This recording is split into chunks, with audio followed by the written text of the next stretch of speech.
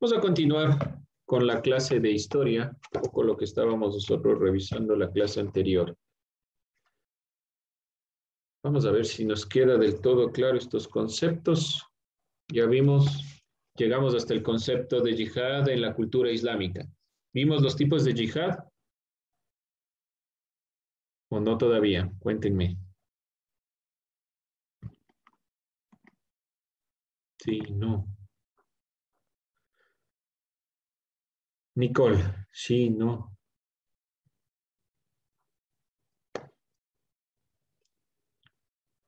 ¿Vimos o no? Jóvenes, ¿hasta dónde llegamos? Ayúdeme, Mateo. Lo último que llegamos.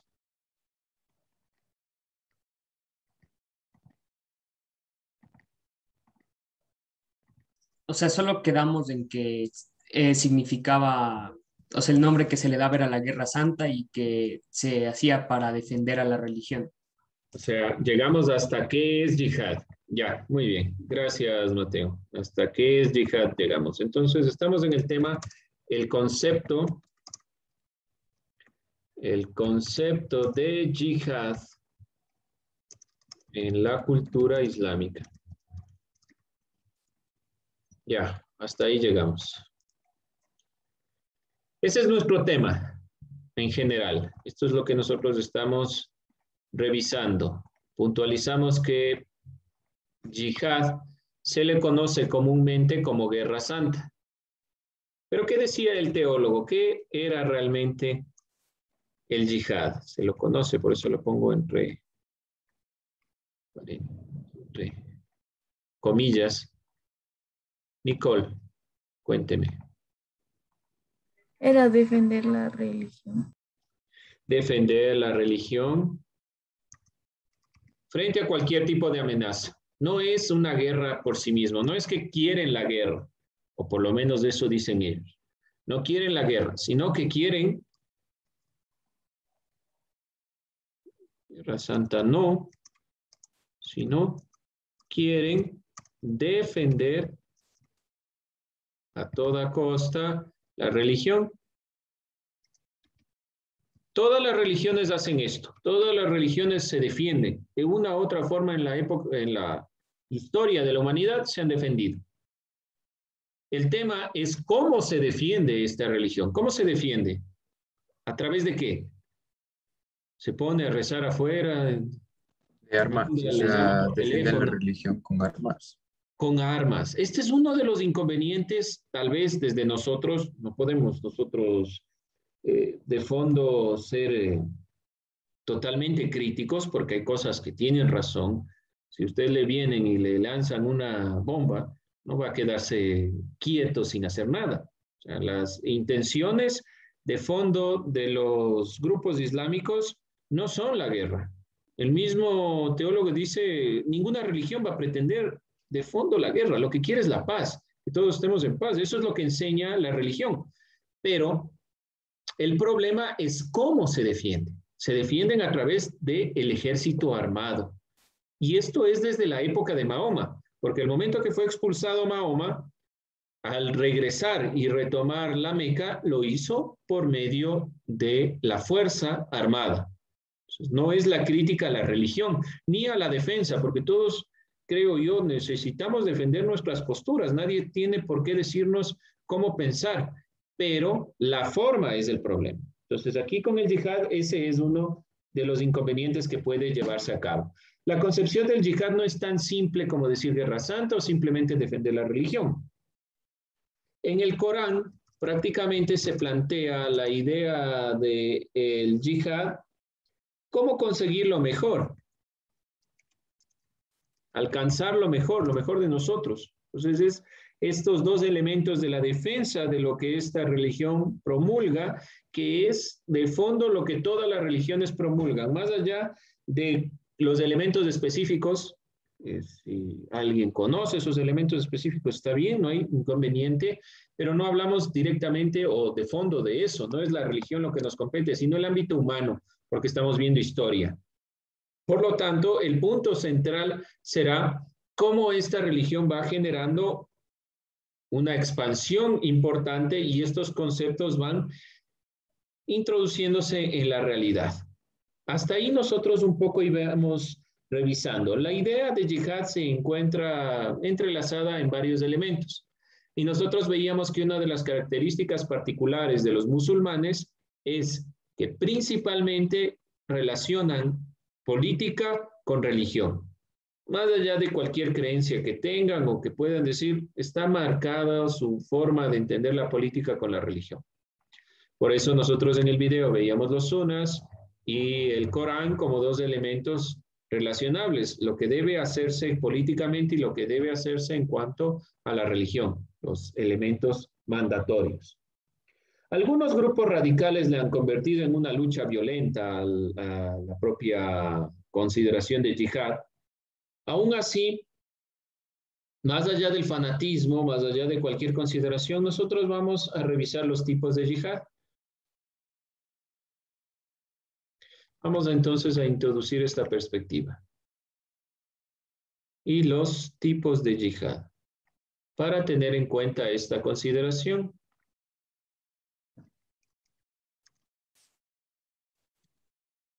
Vamos a iniciar con el yihad del corazón.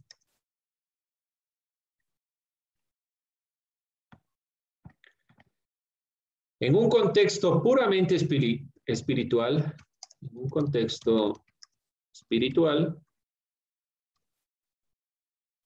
sería el combate que se establece con uno mismo. Todas las religiones hablan de mantener la perspectiva, el sentido, el ámbito de combate contra uno mismo, contra el pecado, contra lo que sea, pero siempre es este sentido. Ahora, en cuanto a lo político, es el combate destinado a los infieles.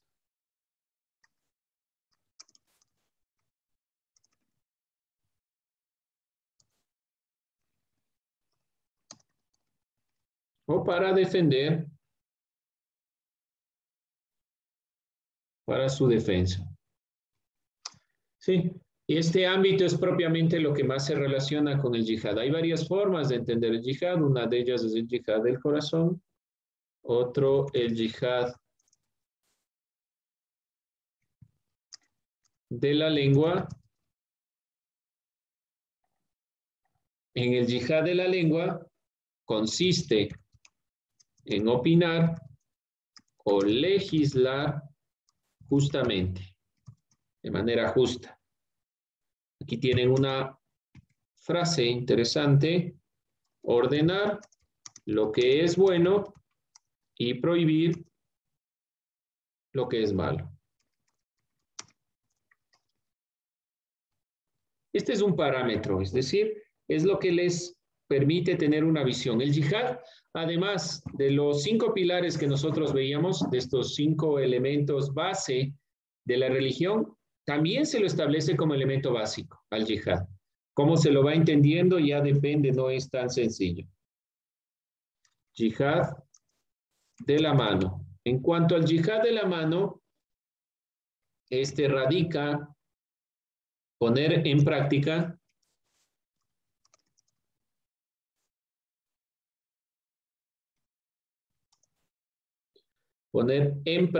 medidas correctivas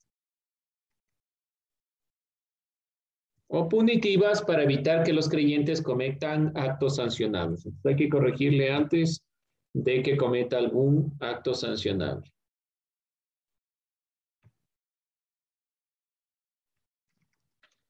Yihad de la predicación.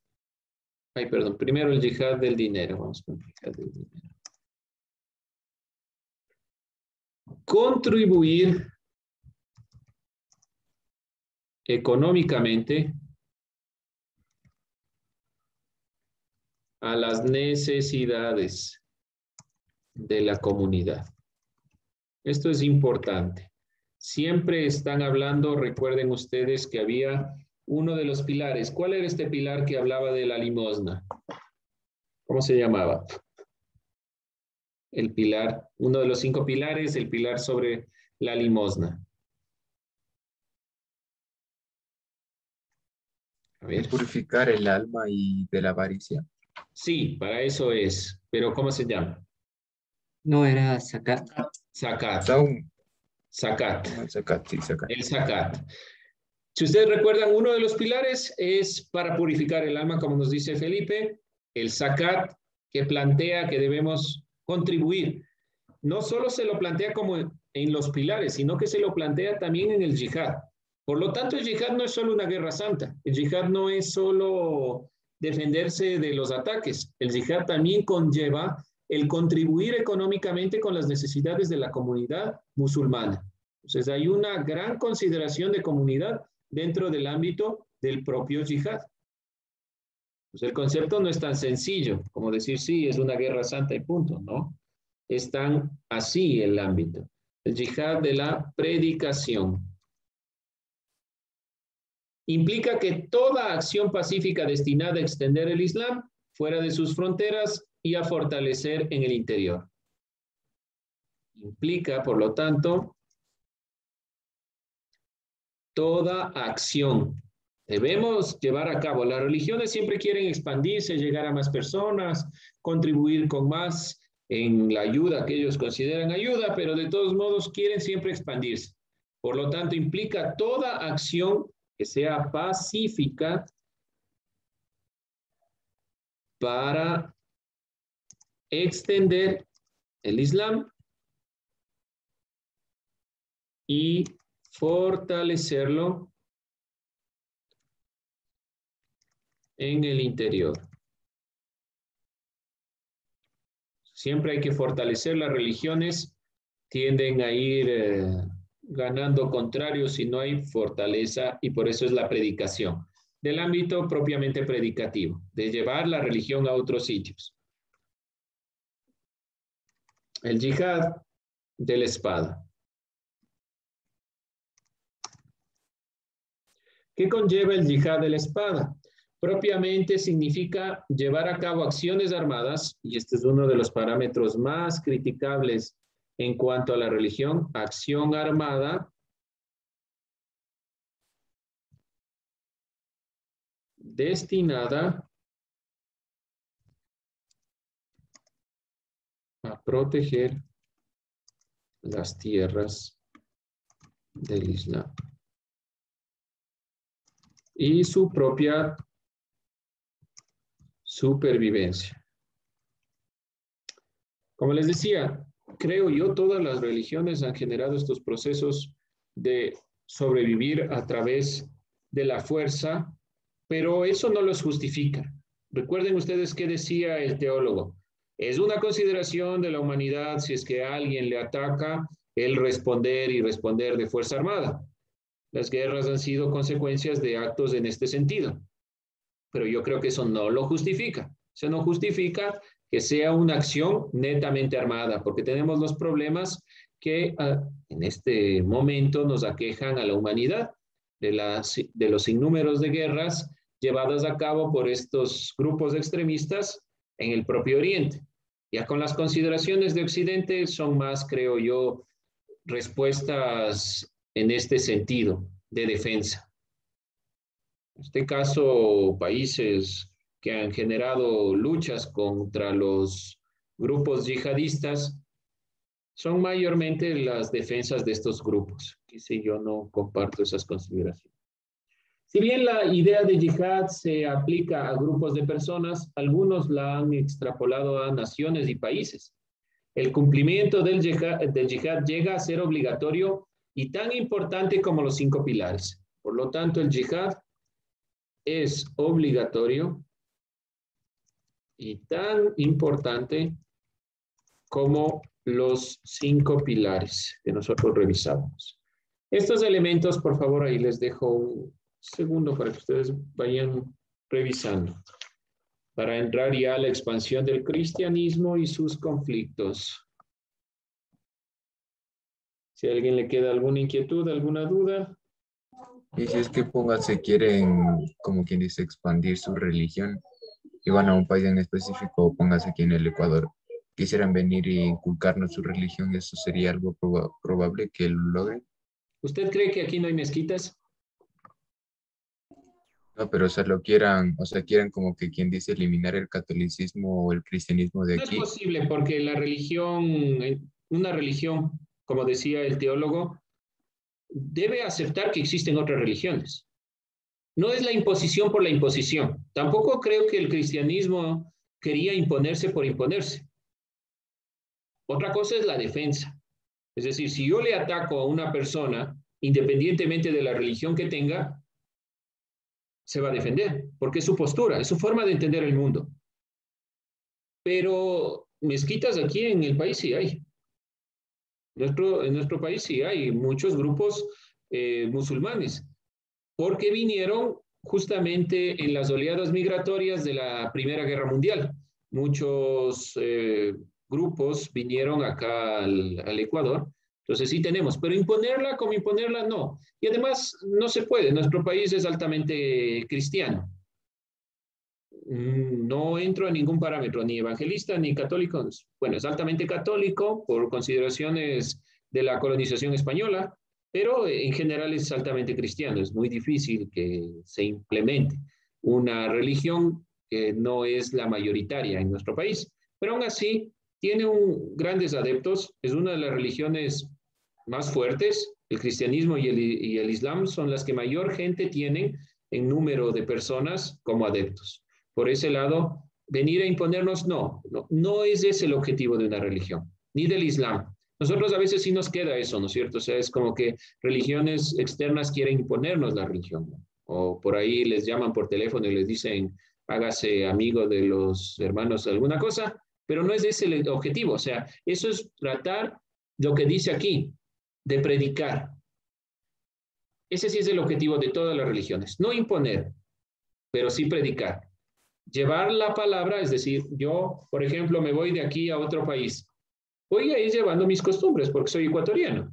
Entonces, van a reconocerme de una u otra forma como ecuatoriano porque tengo mis costumbres, soy mi forma de ver, mi cultura, la voy llevando conmigo. Lo mismo pasa con la religión. Yo voy llevando esa religión y lo que me dice la religión es promulgue esa religión.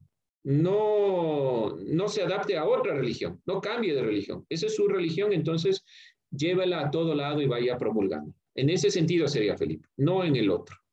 Más que nada ir ganando adeptos, ganando gente que se vaya adaptando. Tenemos un sinnúmero de religiones, el hinduismo, el budismo, el cristianismo, el islam, un sinnúmero de religiones ya depende de usted.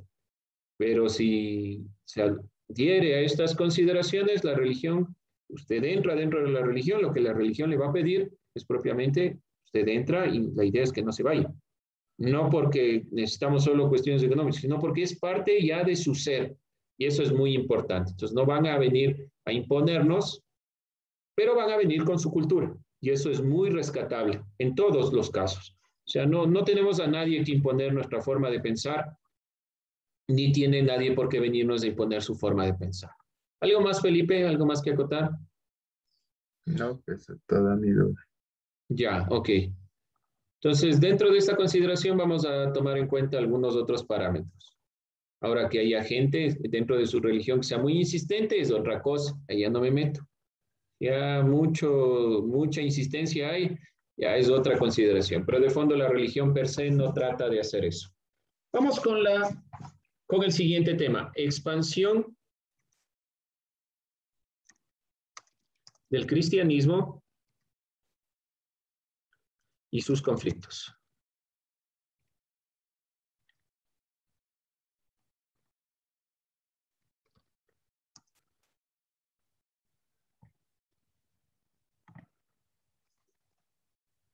¿Qué puede tener en común el cristianismo y el islam? Nosotros ya teníamos una pequeña respuesta en clases anteriores. ¿Cuál es la relación entre el cristianismo y el islam?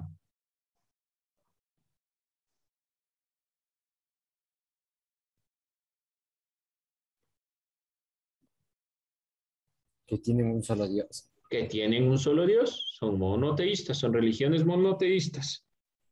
Uno se llama Alá y el otro Dios en sí mismo, su Trinidad, lo que sea, pero bueno, es un solo Dios. Ya. ¿Qué más puede tener como relación, además del mundo? Los dos tuvieron como que, como quien dice, un salvador. Allá estuvo Mahoma y aquí fue Jesús. Ya, bueno, tuvieron profetas que vinieron a traernos la palabra de Dios. Bueno, el cristianismo tuvo un sinnúmero, Jesucristo es uno de las consideraciones más importantes. Bien, ¿qué más podemos considerar? ¿Qué más se puede relacionar? La Biblia y el Corán. Ya tienen libros sagrados, tienen libros que los consideran sagrados y por lo tanto son los parámetros fundamentales en los que se basa la religión. Muy bien, ¿algo más? Tal vez. Y por último sus mezquitas y nosotros las iglesias. Tienen templos, ¿sí? Muy bien, aun cuando todas las religiones de una u otra forma tuvieron templos, de una u otra forma, digamos. Pero sí, es muy claro eso. Otra cosa que debemos tomar en cuenta, el cristianismo y el islamismo. A ver, por aquí. Bueno, no voy a entrar en cuestiones religiosas, en qué crea o no crea yo, pero vamos a puntualizar que el cristianismo y el islamismo fueron y son las religiones que mayores adeptos tienen, las que más han calado en la mentalidad de las personas, son las que mayormente se han difundido por el mundo. Este es otro elemento a tomar en cuenta, que es muy importante. ¿Sí? Bien. Las religiones han establecido ciertos aspectos sobre su historicidad para construir un relato sobre sí mismas, desarrollar su identidad y vincular a los creyentes. ¿Qué quiero decir con esto? De fondo, la religión es humana. ¿Sí? Los seres humanos hacen religión. ¿Conoce algún otro animal que haga religión? Que se preocupe por la trascendencia, por lo que hay después de la muerte, por quién originó todo, quién comenzó con todo, porque de eso trata la religión de fondo. ¿La religión qué es?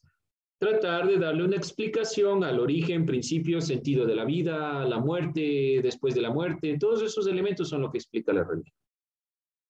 ¿Hay otro ser en el planeta que haga esto? Creo que no hemos visto por lo menos. Utilizan herramientas, hay otros animales que utilizan de una u otra forma herramientas, tal vez no tan avanzados como nosotros, pero utilizan herramientas. Pero no crean religiones, no tienen ídolos tal vez, o sea, elementos que idolatrar. El cristianismo en este caso no es una excepción, pues se encuentra en constante expansión y cambio. Ha mutado bastante el cristianismo también, sabemos muy bien que hay muchas concepciones que se han cambiado, y esto porque es humano. La religión es humana. Dios tal vez no, pero quien creó la religión es el ser humano.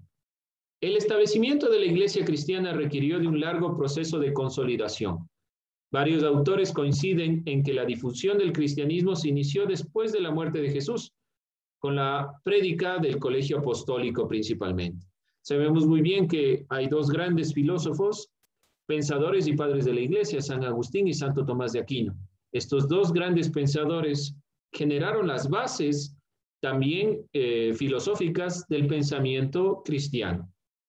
El eje de la primera expansión fue la transmisión del evangelio a sus apóstoles y Pablo de Tarso viajó por los territorios del mundo llevando las enseñanzas de Jesús. Por lo tanto, Jesús es uno de los parámetros más importantes para el cristianismo, pero los apóstoles son mucho más importantes porque quienes llevan la religión, llevan la prédica. De ahí también los viajes de Pablo generan una expansión y se va difundiendo la religión. Tuvieron un sistema bastante interesante los cristianos para difundir su religión.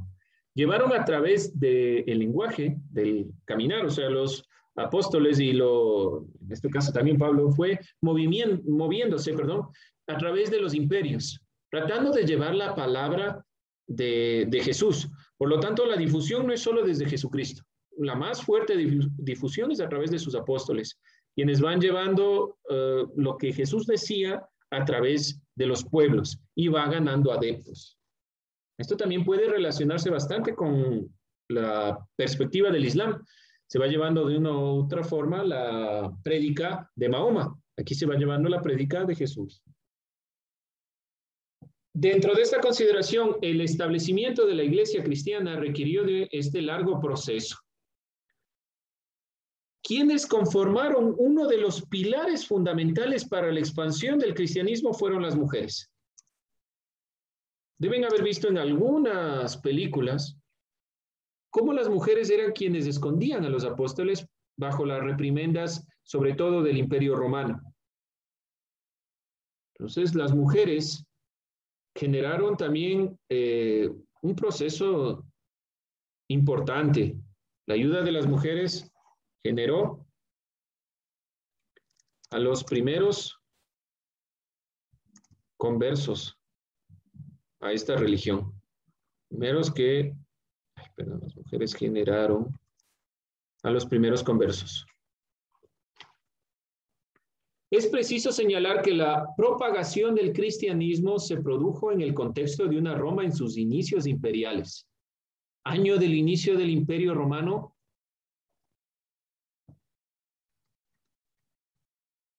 Inicio del Imperio Romano, año.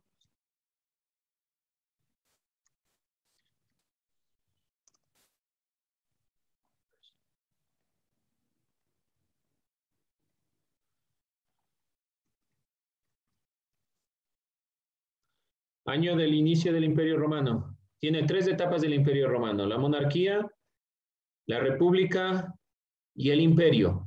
El cristianismo nace en los comienzos del Imperio Romano, aproximadamente el inicio del cristianismo, pero específicamente el inicio del Imperio Romano para el 27 a.C. No se olviden estas fechas. Son importantes a tomar en consideración dentro de los temas que vamos a estar poco revisando. Donde el cristianismo fue considerado como una religión ilícita. No obstante, ya existía desde antes. Aquí realmente lo que pasa es que se comienza a visibilizar que está el cristianismo. El cristianismo tiene varias etapas y la etapa primitiva es una de las que va conformando. Los romanos no, digámoslo así, sabían de la existencia de los cristianos, que ustedes saben, dibujaban un pez, la forma de un pez en el suelo y así se reconocían. Una persona dibujaba una parte y la otra, y así reconocían que eran parte del cristianismo, para que los romanos no les capturen. Pero aún así, los romanos fueron quienes permitieron que esta religión crezca. De fondo, no solo fueron los perseguidores, sino también fueron los causantes de que la religión cristiana haya crecido.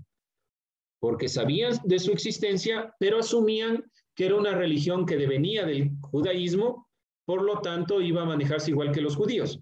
Los judíos siempre han sido grandes comerciantes y para los romanos eran importantes porque tenían este proceso de comercio. Nunca creyeron que el cristianismo iba a poder romper toda la cosmovisión romana hasta la caída del Imperio Romano y hasta la conformación de Roma al cristianismo. Se convirtió al cristianismo porque no tenía otra opción, Roma, con Constantino.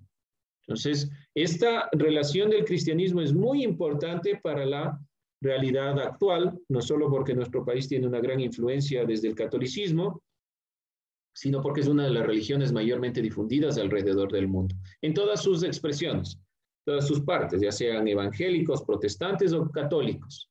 Todos son cristianos porque creen en Jesucristo como su Salvador. Sigue siendo una misma perspectiva.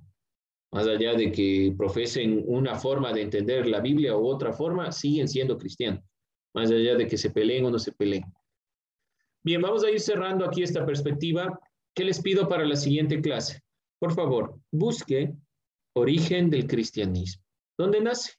Tenemos una idea. Primero, a inicios del Imperio Romano, que es aproximadamente en el 27, pero ya había rezagos previos.